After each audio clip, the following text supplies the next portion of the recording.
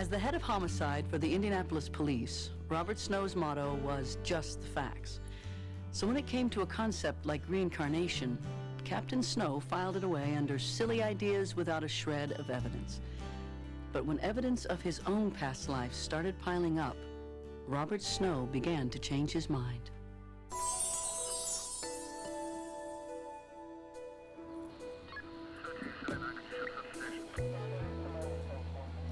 After more than 30 years of crime scenes and murder investigations, Captain Robert Snow wasn't fazed by anything.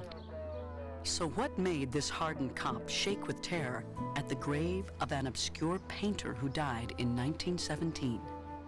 I used to have this thing when I was a rookie, my left knee would always shake. Whenever I get scared, my left knee would shake. And I found as I got to the grave, I couldn't stop it. No matter what I did, I couldn't stop it. It had all started at a Christmas party. Captain Snow and his wife, who was also a detective, were talking with a police psychologist who used past life regression in her patient's therapy. And I kind of made fun of it. I said, if past lives are true, why hadn't anyone ever proved it? Why hadn't anyone ever proved that a past life?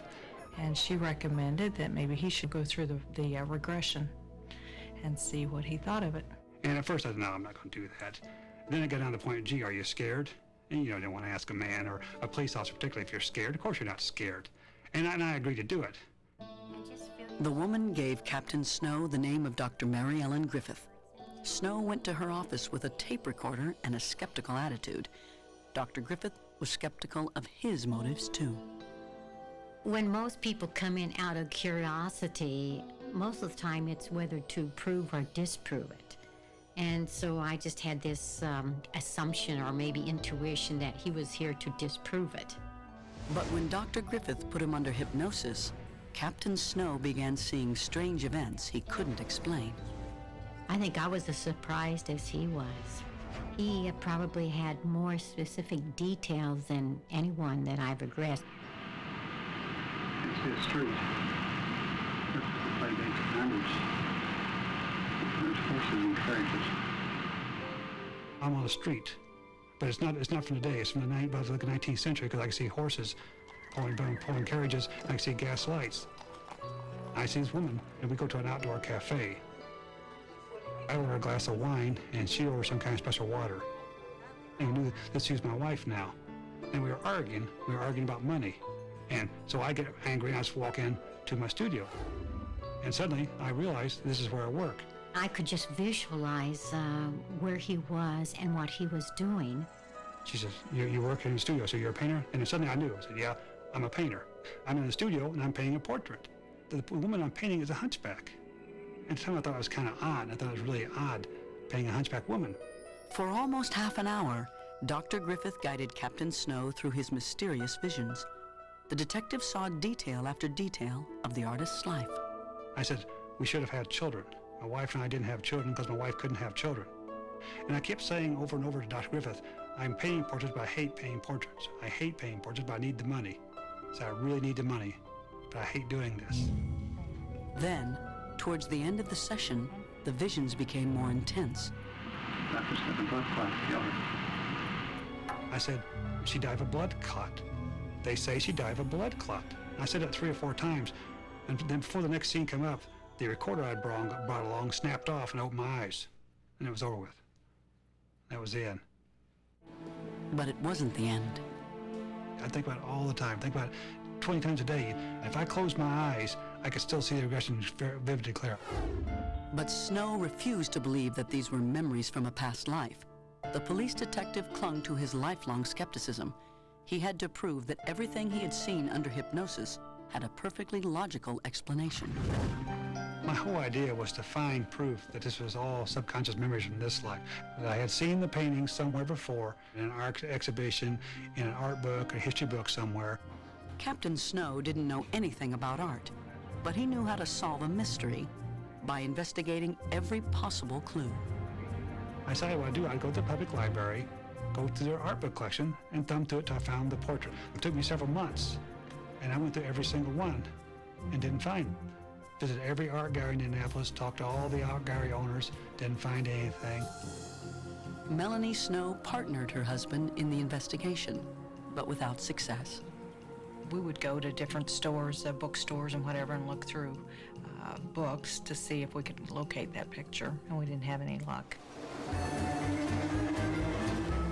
Then, the investigators got a break when they least expected it, on vacation in New Orleans. We were walking through the French Quarter, and there's a lot of antique stores in that area and art galleries. But when we went into one particular art gallery, that's when Bob found the painting. There's a portrait sitting on the easel. I'm stunned. I stopped.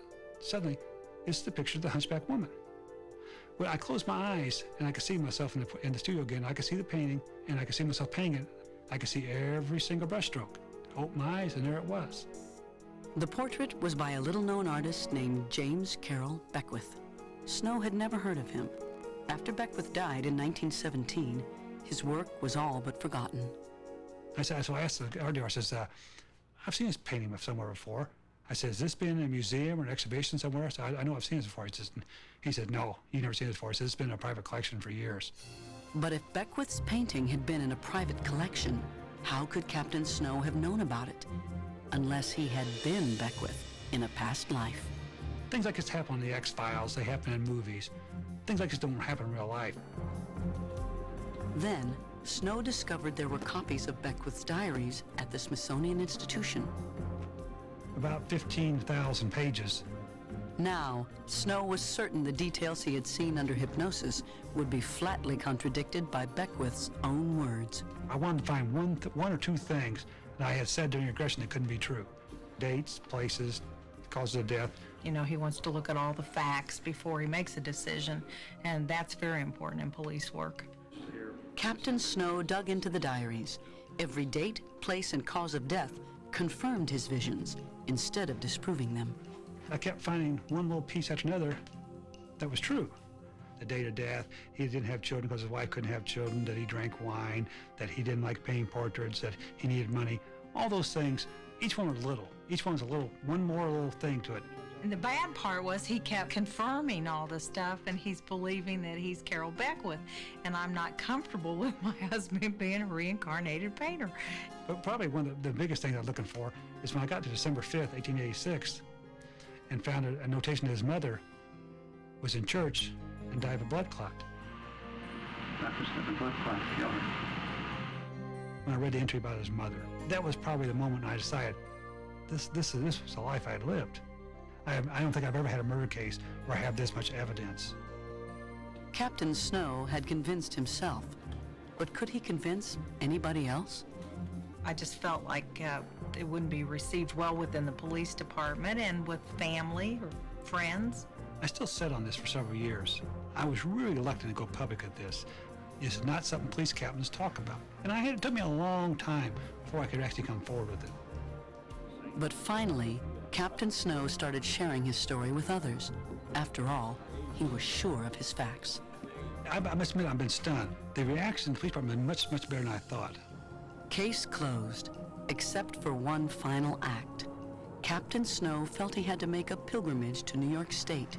He visited the grave that holds Carroll Beckwith's body. A body Snow says was his from 1852 to 1917. My heart was just beating, just pounding my chest. I was sweating. I've had people tell me, you're re-experiencing his death.